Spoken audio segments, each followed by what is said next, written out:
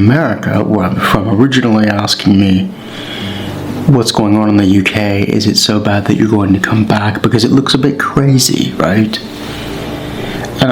I do have to explain that the UK is not one thing. It's made up of a few different countries.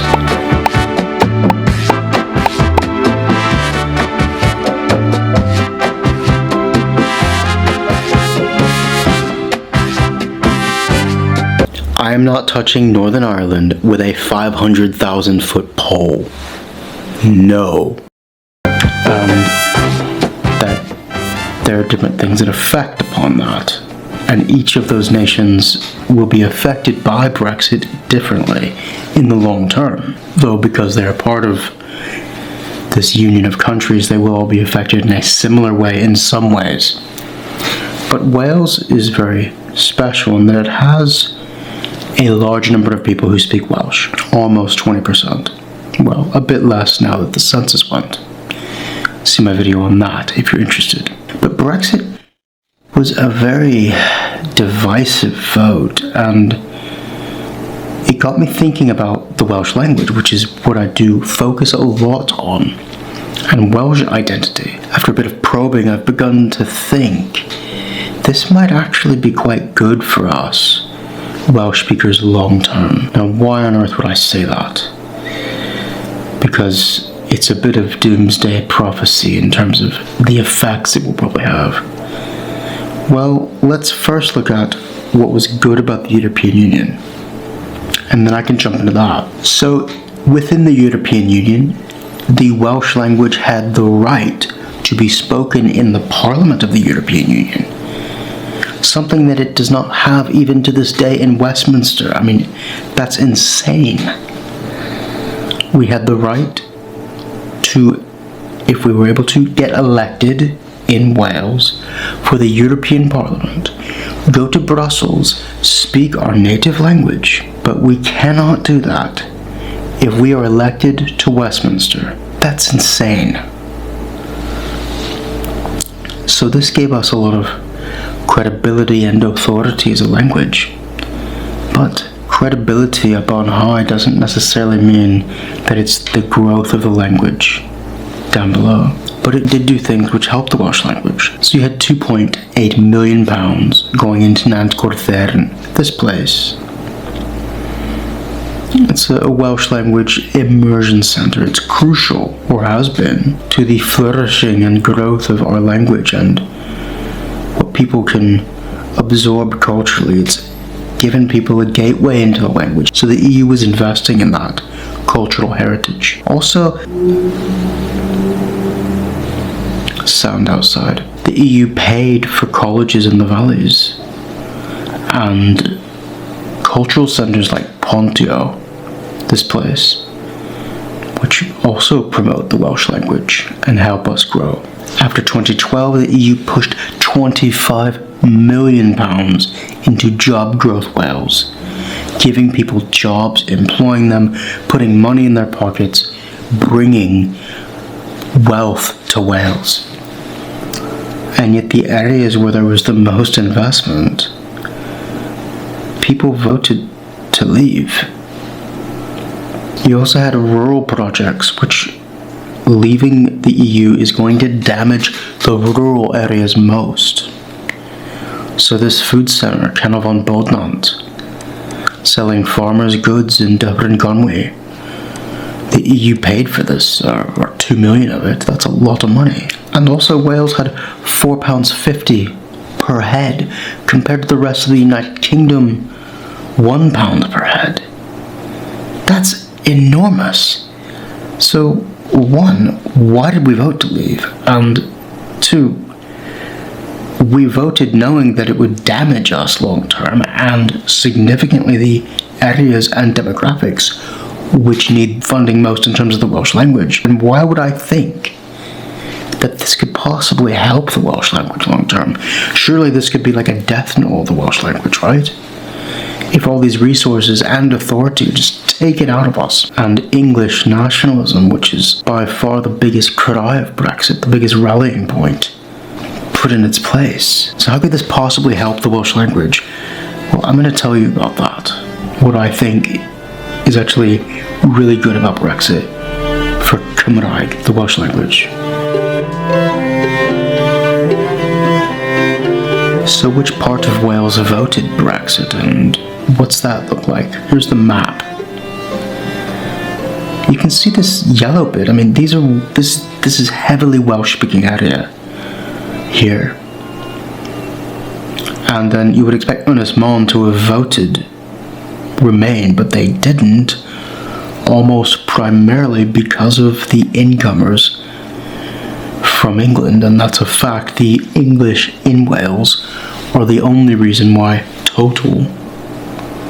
the Welsh voted for Brexit. The Welsh who are from Wales overall did not vote for Brexit, but it's not so much an English-Welsh divide here, because you have the valleys down here, and I mean, these are areas the most people per capita born in Wales are from the valleys. Some would argue that the valleys is the most Welsh place on earth, and yet they voted overwhelmingly Brexit. And yet down here in Cardiff and other areas along the south coast that are more urban, they voted Remain. So what's happening here? Because the divide's not English and Welsh, though the English tilted it.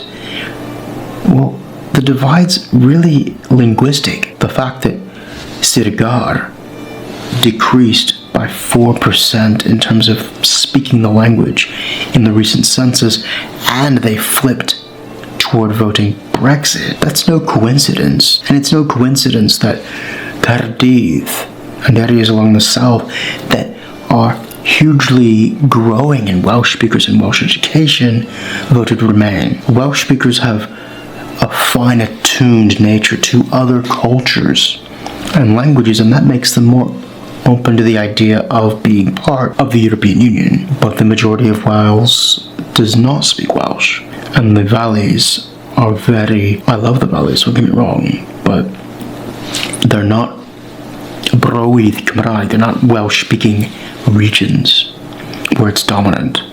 You get flakes of Cymraeg all through them, but they're not the community language, and that had an effect. And so the divide here was Welsh speaking and English speaking, not Welsh identity or Welsh nationality. But since then, things have begun to change, because those people in the valleys who voted for Brexit, they also vote for the Labour Party, the Welsh Labour Party, which is becoming noticeably more nationalistic and pro-Wales in a lot of parts. I mean, you have fledgling groups like Labour for Indie Wales and other almost like protest groups within the Labour Party calling for Welsh independence. Now, I'm not here to tell you one thing's good or bad, the union or going your own way in something. I'm here to talk about the effect of Brexit upon the Welsh language, and why would this be good? Because it's changing how we think about ourselves. We were unable to affect Brexit. Even in our own country, our country flipped because of people coming in. And Welsh speakers especially are attuned to the fact we were helpless. What we wanted as a group in our own country, among our own people even, did not matter, because the Welsh-speaking people are a minority, and that's going to have a deep psychological effect. But it's already changing the Labour Party, because look at these acts that you have had in reaction to the centralising Anglo-obsessed Tory party in Westminster. Look at these. You've had the Trade Union Act 2017, which is a big blunt in the face to what the Tories were doing at the time. This was like, okay, we're going to actually put forward legislation that says we're not just taking it anymore. And this was kind of a shot over the bow, a warning from the Welsh Labour Party, saying, look, we're listening to our constituents, and we're going to start being a bit more forceful in declaring this as our territory, because you're centralizing power over this Brexit thing. You get the Public Services Ombudsman Act, which is a similar thing, a bit more power, kind of centralizing power in Cardiff away from Westminster, saying we're going to take back control. That's what Brexit was about. And Westminster's like, no, well, we want control. And so there was a tit for tat about laws derived from the European Union in this act in 2018, and that was serious. That was the Welsh government saying, no, this is our territory. And they actually got Westminster to back down on a couple things, which that's not happened in Welsh devolution before. This is more confrontational than anything that's happened in the history of the Senedd. And so this is among the Anglophone majority Welsh that this is happening already by this point. But there are other things happening at this time, which I'll get to in a minute, going on with these acts that have been passed in our Senedd. You have Local Government and Elections Act coming through, which is again putting more power into how we run elections and what we do in our country, which Westminster was very uncomfortable with. You have people like Jeremy Miles within the Labour Party talking about reviewing the legal framework of Wales, creating a separate Welsh legal system, because at present, our legal system is England and Wales. It's like all one word, some weird Bosnia and Herzegovina type thing. It's completely bonkers. But look at this. Our policy, therefore, is that a formal body of Welsh law is needed. This would comprise all of the law, including the common law legislation made by the National Assembly. It's been upgraded since then, which is another thing that Wales has done in reaction to this aggressive move by Brexit Tory Britain. And the Welsh ministers and legislation made by the UK Parliament and UK ministers, which applies to Wales. And it goes on comparing Wales to Scotland and Northern Ireland, saying we want to be on equal par. This is not a nationalist party doing this. This is the Labour Party, a unionist party, saying, look, we're going to be very much more pro-Welsh and set out a broad offer for a federal UK and say this England and Wales thing that nobody really understands has got to go, and establish a separate body of law for Wales. A phased approach is possible. In our view, the conventional and right approach is that a formal body of law should be administered by Welsh courts and Welsh judges. He's saying we're going to remove power from Westminster on this. And then it goes on. There's reference to the Welsh language here. He gives two reasons. The first is that this is something that must be done anyway. That's basically saying we're going to do it and we don't really care what you think. He goes on about divergence already happening and wanting to, in a sense, speed up. The more divergence, the more inefficient and impractical it is for the two bodies of laws to be administered by the same body. And the second reason is that we must show competence in the Welsh legal sector by establishing a distinct Welsh system. This would demonstrate that there are new opportunities and career paths for lawyers in Wales. And he goes on. He says, we are living through a revival in Welsh law and Welsh legal institutions. A process is ongoing, therefore, of creating distinct legal infrastructure for Wales. This is hints at like a national renaissance. And it's here, after this, that he goes into the Welsh language. Wales's legal identity has in the past been under threat, and it has survived despite the absence at times, perhaps of a plan or a widespread appreciation of its importance. So he's referencing the past in terms of having been threatened as a country before, to say, we're just not going to let this happen again. We're enshrining in law that we are distinct. Now, before all this Brexit nonsense is full onslaught. But what the United Kingdom did in response is probably in our favour long term, even more so. They went through a UK internal market bill, which means that they can remove aspects of devolution simply because it doesn't line up with some imaginary internal market that they get to decide the parameters of without our consent. The Welsh government called this an attack on democracy. The Scotland government did likewise. And in response, Wales passed a series of laws that was fermenting and solidifying our identity culturally. They passed an education bill focusing on Welsh history, enabling us to raise a generation of young people who are more Welsh. And this year they passed a Welsh Tax Act, meaning Wales has more power in its revenue raising to fund its own institutions, regardless of what Westminster thinks.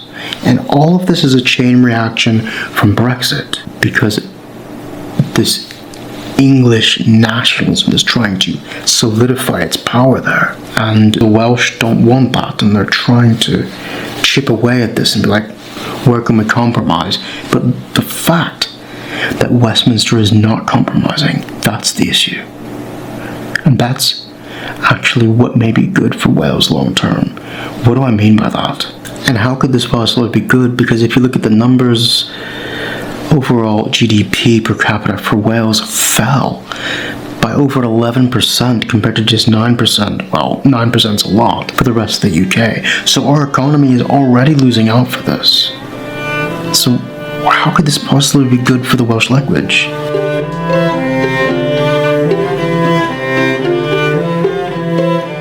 Firstly, we're already starting to see independent responses to things, our own values. Now, I did not agree with everything that Prif Weinidog, the leader of Wales, Mark Drakeford, did during the pandemic. But the fact that we did it, irrespective of what Westminster did or wanted, that was big. And it's truthful that we did things they really did not like, but we didn't care. And they didn't stop us.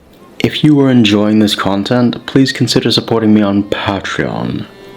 We currently have 6 Patreon supporters. Thank you to each one of you. We will keep going. Let's go back to the video. But how does this affect the Welsh language? Now, if you look at the areas that voted Remain and Brexit down to a further level, a lot of the areas that voted Brexit are more rural. And the agricultural area is going to be hit worse. Janet Dwyer, I don't know how to pronounce her name. Maybe one of you could let me know. Sorry. She said, the highest land and communities in Wales, in the North and Central Belt, could see super extensification and widespread agri-rural decline. That basically means an apocalypse for the agricultural and farming industry. It's gonna... I mean, if you're a farmer in Wales, you're either gonna have to move to another part of Wales or figure out some extra stuff to do with your land. Your competition is about to become unfair in terms of tariffs removed for your competitors on the other side of the world. It's really bad for farmers in Wales at the minute, who are a backbone of the Welsh language, and that's bad for the Welsh language. In addition to this decline, you have the fact that the population is changing. During the pandemic, a lot of older people moved in, and a lot of younger Welsh people are having smaller and smaller families, which is producing less of a wave for the future. And this means there is a decline. The number of children aged 16 is predicted to decrease by 4.7 to 536,300 between 2018 and 2028. That's massive, and that's not good for the Welsh language either. It's not good for Wales. So why do I say this might be good for Wales? Well, remember those acts that I mentioned passed by our Senate? That's an attitude, a bit of a fighting spirit we've not had in a while. That's new. Yes, it is in response to this utter detestable clown, Boris Johnson, he's not a conservative in any sense that I identify conservatism with. He has no family values. He doesn't even value any nation state. He has clearly no moral faith values. He's not conservative in any sense that I can put my hands on, but he was the leader of the Conservative Party, and so Welsh people are seeing that as conservatism, which blows my mind because what Boris Johnson is has nothing to do with conservatism at all. But we're seeing responses to that. For instance, Ar Wyddfa Eryri, our highest mountainous area. These have had English names, and we're reclaiming this, saying these are going to be the official names. That's a cultural rebellion against this centralizing Anglicism of English nationalist Westminster. That's a change in Welsh psychology, which brings us to what is actually good for the Welsh language, and that's what's happening in politics.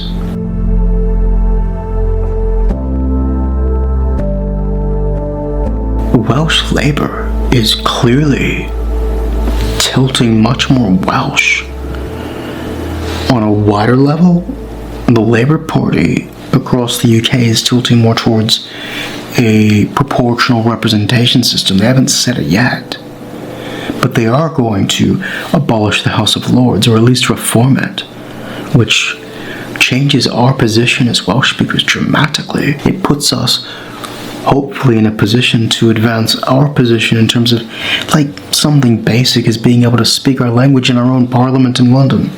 And I think Brexit has, in its hyper deluded nostalgic English nationalism, it's awoken something in Welsh people about their own culture and identity and language that I don't think was there before. When I studied the language, what struck me most was how apathetic.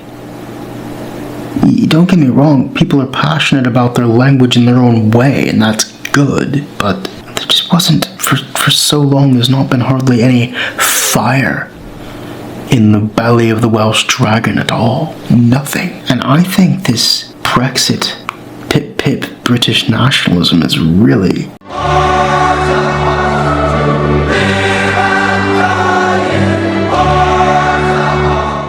stoking a fire in Wales. I really do.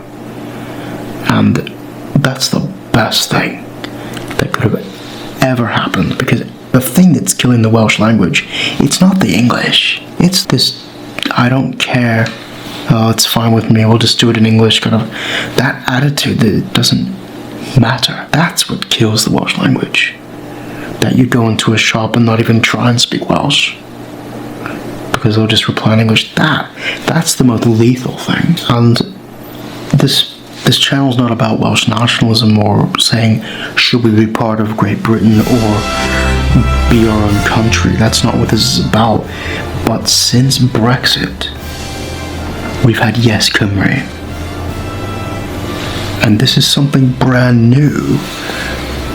And it breaks the mold, because Welsh nationalism has historically been monopolized by this, I don't even know how to describe it. It's kind of a chapel mentality that you can't break free of. It's more of like a social justice lefty thing. There's nothing wrong with being left-wing, but this kind of left-wing, it's very claustrophobic and restricting, kind of palb and nubbled palb. Everybody knows everybody else. It's very, just, you can't break out of it. It feels like a straitjacket, and I feel like what Brexit's doing, it's taking scissors down that straitjacket and cutting Welsh nationalism loose out of these petty little tribal loyalties and allowing them to express themselves as a mature nation. You have people expressing Welsh views that are unlike anything that Plaid Cymru, the main Welsh Nationalist Party, has been going on about for decades. Now, these people glod. They started out as syncretic, which, that's a bit weird. And then they've gone full pelt pro-Brexit, and they've gone a bit down the rabbit hole of trans issues and other things, but there's potential there that they could ignite discussion about some type of non-leftist version of Welsh nationalism, and that's important because maybe someone after them can pick it up and do something sensible. Welsh nationalism has not really been very sensible up to this point. It's been about kind of an ideology, talking with parties like Sinn Féin, which I'm sorry, to me that's just a bit childish, but you know. You also have the Green Party, which now supports Welsh independence. And I just think if these groups are emerging, maybe there's a chance, maybe there's some kind of light at the end of the tunnel that means that Welsh identity does not have to be just restricted and confined to this chapel mentality. Maybe we can break free and be free to be who we are. We don't have to conform to that mold. Brexit's doing that. Because that watered down apathy, it's going. Welsh people have more fire in their bellies. They're a bit more ready to be angry now. And if you can't get angry, that's what causes you to keep going. You gotta have a bit of dig your heels in kind of attitude. And I think Brexit feeling not helplessness within the UK, but the fact that those yellow bits were so small in Wales, that could potentially cause Welsh speakers to finally be like, you know what we've been doing doesn't work. Let's have the courage as Welsh people to change. If I'm right, and apathy, lack of passion, not wanting to stand out from the guys down at the pub, not wanting to wear a suit, not wanting to have different ethics and morals from those around you, a bit of conformity, if that's what's actually, if I'm right, and that's what's actually killing the Welsh language, then Brexit, that's just what you need, isn't it? Because, oh, that's a kick up the backside. That's, come on, like, you know, get up. Because if you're not gonna get up now, so you might as well try. And I think we are beginning to. I think this country is changing because of Brexit. And long term, the English nationalists have made the biggest mistake they have ever made in their history. They woke the Welsh up.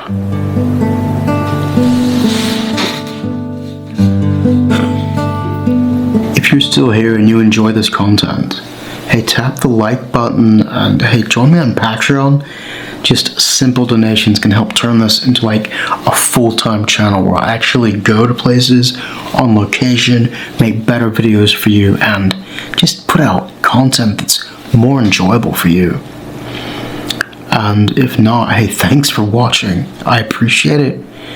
Diolch yn fawr iawn, thank you very much. We'll see you next time.